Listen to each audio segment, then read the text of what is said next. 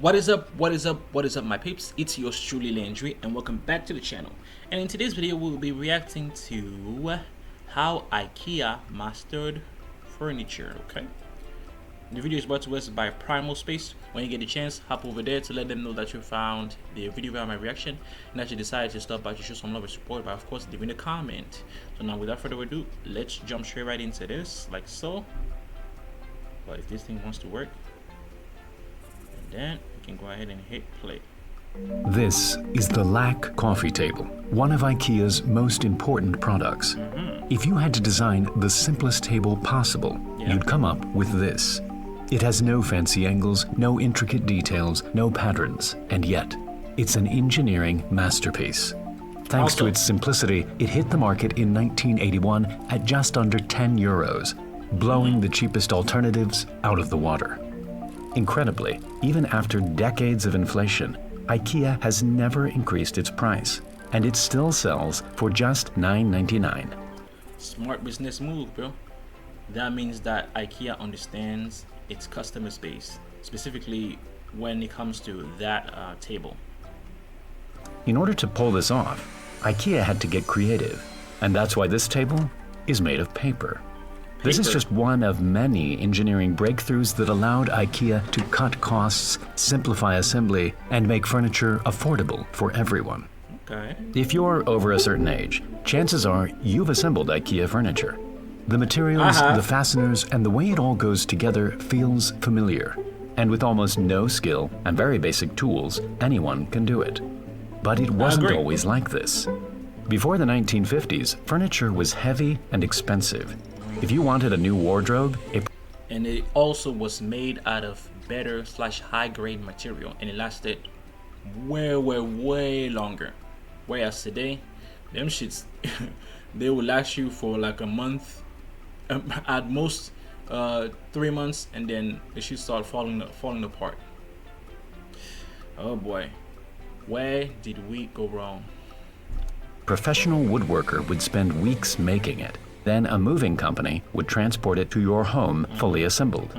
Every step of the process was slow and costly, and so filling your home with everyday items was extremely expensive. But all of this changed one day in 1956. In a small town in rural Sweden, product designer Gillis Lundgren was struggling to fit his latest creation into the back of his car, a coffee table for the local furniture company IKEA. The awkward shape of the legs made it impossible, so he sawed them off, and the table slid perfectly into the car. That's when it clicked. If all of IKEA's products could be packed flat like this, customers could deliver and assemble the products themselves, cutting out a huge part of the cost. Lundgren pushed this idea to his boss, and soon the table was redesigned with legs that simply screwed on. It was a small design change, but it allowed IKEA to pass the burden of delivery and assembly on to the customer. Over the next few years, the price of the table dropped, and soon IKEA redesigned its whole catalog to be flat-packed and self-assembled. It was a genius move, and throughout the 60s, IKEA went from just a single store in Sweden to managing multiple stores across Europe. If IKEA was born today, they could have relied on Odoo, today's sponsor, to manage their business. Odoo is to simplify nothing type of web logo, technical experience, any part of your site. Even be live for the first year already to flat pack furniture took them from a single furniture store in Sweden to multiple stores across Northern Europe. But as they started mass producing more and more furniture, they ran into an unavoidable problem: the wood itself. As humidity changes, the natural fibers in real wood expand and contract, causing the wood to warp in unpredictable ways. For a custom-made piece of And how did they handle mold? You know, because when wood get wet, when wood get wet, and then it stays in an area without enough sunlight, it can't dry back up, and then the things start getting moldy. So how did they fix that? I would like to know. And also I would like to know how they ended up expanding all the way to America, Africa, and Asia. Like, I didn't see that here, but perhaps it's coming up. furniture, this wasn't a huge problem to overcome. But when it came to mass producing thousands of parts, screw holes wouldn't line up and parts wouldn't fit together, making assembly a nightmare for the customer. To get around this, Ikea started working with factories in Poland to mass produce particle board, an engineered wood made from sawdust and resin pressed together to form perfectly flat boards. Without the continuous grains of real wood, it was incredibly stable, maintaining its flat shape without warping. But particle board had one big drawback. Regular screws simply turned particle board into dust without holding it together. And so Ikea had to come up with a stronger and simpler way of assembling its products. Instead of screws, it started experimenting with knockdown fasteners, special hardware used to connect two panels together. Many different types already existed, but they hadn't been perfected for particle board furniture. The most promising of these was the cam lock. By altering the thread size, the lock shape, and pre-drilling the holes, they could be screwed into particle board without destroying it. The dowel would screw into the first panel and slide straight into a corresponding hole on the opposite panel. The lock would then be in. Boy, that is some engineering shit right there, bro. I wonder what people in engineering school learn. Like, do they learn things like this? Or are they learning a bunch of bullshit that won't serve them at all? Inserted into another pre-drilled hole, and by simply twisting it, it would lock onto the dowel and pull the two panels together. Wow. It was incredibly simple, and cam locks started appearing in every IKEA instruction manual. IKEA was on a roll, and it continued opening new stores all over the world throughout the 70s. That's when it realized that part of its success wasn't just due to the products, but the IKEA store itself. When the first store opened in 1958, it had a very unique design. Instead of multiple aisles where customers went straight to what they wanted, the IKEA store had a single path that weaved its way through a series of showrooms. Before customers could reach the checkout, they had to walk past every item in the store. With this maze-like design, customers became lost and disoriented, not knowing where the end was or how long they had left. They started to forget what they actually came to buy in the first place, and they became more open to impulse purchases. The IKEA store became W to whoever came up with the store design.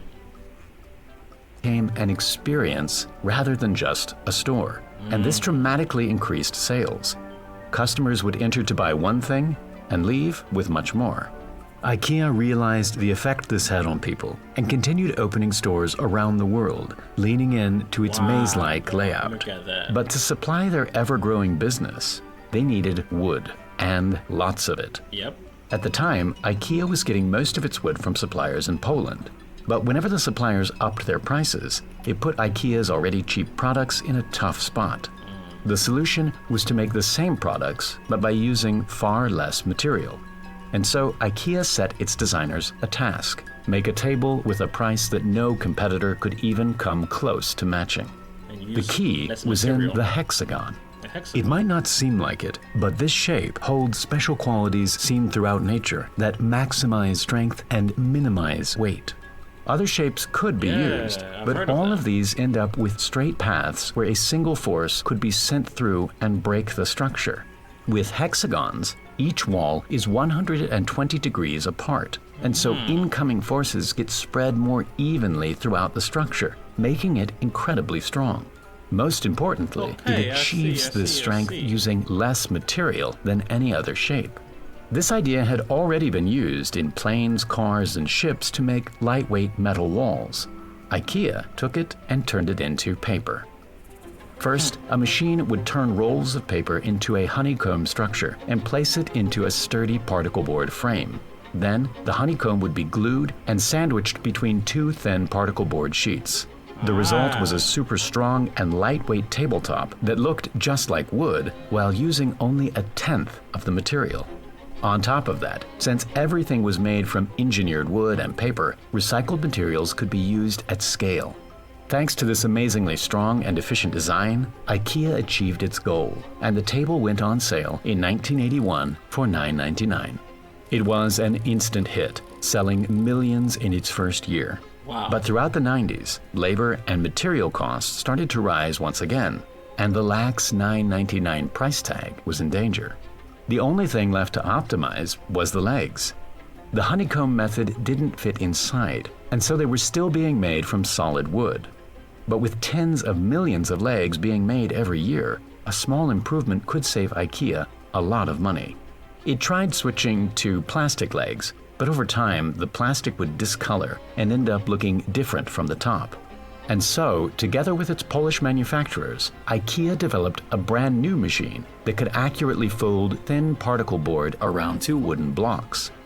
Man, IKEA must have one hell of an engineering team, because them niggas out there, man, they are coming up with hella solutions quite rather quickly than you would expect, and then they are very efficient. W team. The end result was a virtually empty leg that could be made almost completely autonomously. It may not be the prettiest or most impressive looking table, but it's the perfect example of how IKEA's quest for efficiency helped make furniture accessible to everyone. Thanks for watching, and I'll see you in the next video. Okay, but he still didn't tell us how it can be attached to the tabletop, or maybe I missed it. I don't know. So yeah, yo, that is it for today's video. As always, if you haven't already, make sure to like, make sure to comment, make sure to share, make sure to subscribe, and make sure to hit the bell icon to stay tuned for more. But most importantly, if possible, don't forget to hit that super chat / donate, as it is the best way to support your boy. Love you all, and I'll see you in the next one. Ciao.